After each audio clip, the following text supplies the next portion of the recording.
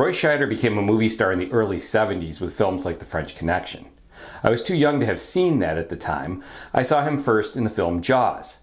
I used to go to my godparents for a week every summer because they had a pool, and they used to take me to movies. And they took me to Jaws when I was 6 years old. I don't think they knew what it was about.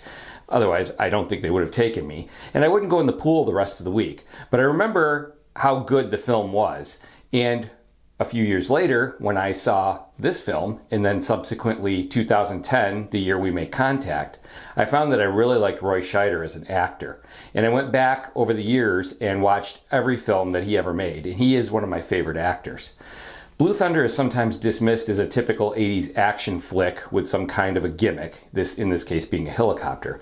But Scheider makes the material better than perhaps it would be otherwise. Although I think it's a good film anyway. John Badham directs here, and I think he's a good director, and there's a great supporting cast. Now, I got to see this film originally by default. I had a friend in high school whose dad was going to take us out of school that day to see Return of the Jedi because it was opening on a Friday. So we were going to get to miss school and see Return of the Jedi, which was a huge dream because I'd never gotten to see a Star Wars film on opening day.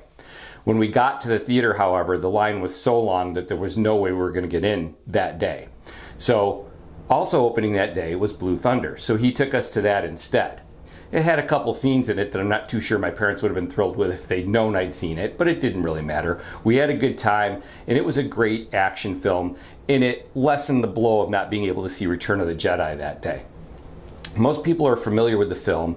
It deals with a high-tech helicopter which has all sorts of surveillance equipment, and it's being used over the city of Los Angeles. Now, the Los Angeles Police Department didn't want to be associated with the violence in the film, so the police force in the movie is referred to as the Metropolitan Police Force, and specifically the Air Division is called the Astro Division. They're both fictitious. Here, Scheider plays a veteran of the Vietnam War, and he's a pilot. He's a helicopter pilot for the police force, and he's suffering from PTSD. In fact, he checks his sanity against a Casio watch. He times himself to see if his memory is up to where it should be within 30 seconds, constantly throughout the film. He does a great job with the role, just like he does in all his films, because he brings a reality to the role. Roy Scheider looks like a guy who could live next door to you.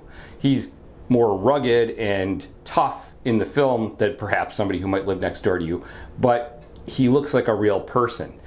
He's not a glamorous movie star. He's a hard-bitten, tough, good actor. And that's what I found I really liked about him in all the films that he was in.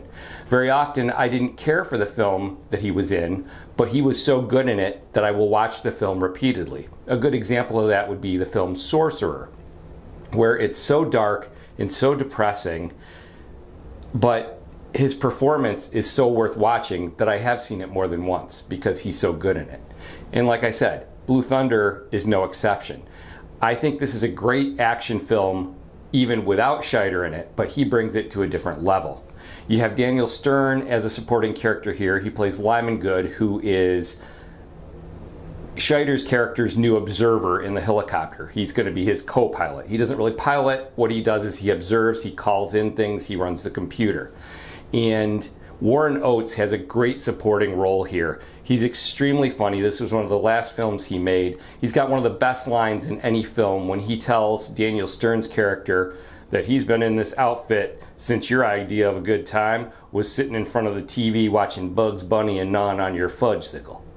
He does it better than I do, but it's a great line, and you got to hear him deliver it to really appreciate it. Malcolm McDowell plays the heavy here. He has a history with Scheider's character from the Vietnam War, and it's part of why Scheider's character has PTSD.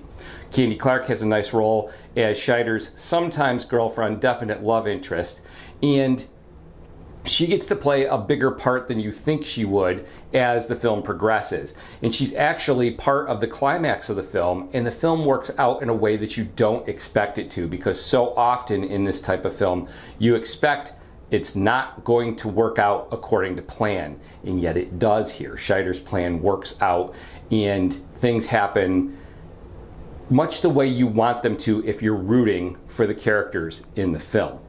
I often confuse Stern in the film with Judge Reinhold because a young Daniel Stern looks very similar. Although he was great in these roles back when. I kind of miss him. I think that he could have done a lot more. He does a lot of behind the camera work now, but I miss seeing him on screen. I think he's really good in this film. As I said, McDowell's the heavy. He does a great job. He didn't want to fly. He hates flying. He won't get in planes, and he took the role not knowing that he had to fly in it. The role was originally supposed to go to Brian Brown, who had a conflict with the Thornbirds miniseries that he was filming, so he had to step down. McDowell took the role without realizing that he would have to fly, which I thought was kind of funny.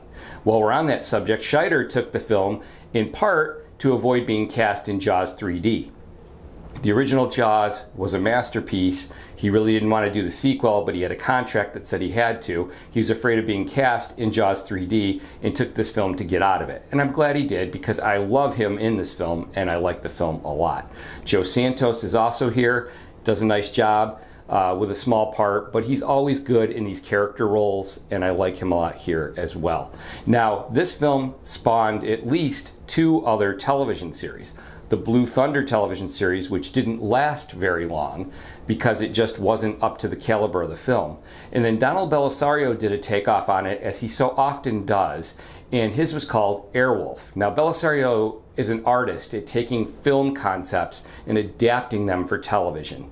We saw this with Jag, which is pretty much a combination of Top Gun and A Few Good Men. And here with Airwolf, he really had a great success going for the first season of that show, because it had a lot of style and some great storytelling.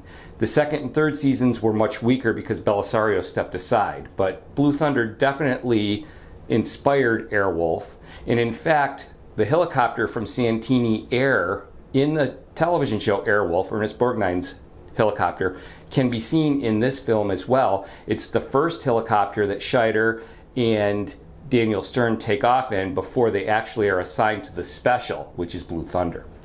If you haven't seen this movie, I highly recommend it. The technology is outdated now, but if you can put yourself in the right frame of mind and accept the fact that you're seeing an 80s action film with a lot of style and a lot of fun, and remember that this was the year before the Olympics were going to be held in Los Angeles, and security for the Olympics was a big concern for a lot of people, and they actually used that in the film as part of the premise of why they're testing this helicopter. There's a lot of fun to be had here. It's a great action film, a lot of style, and Roy Scheider, how can you go wrong? For me, this is one to see. See what I did there? Oh, Daddy.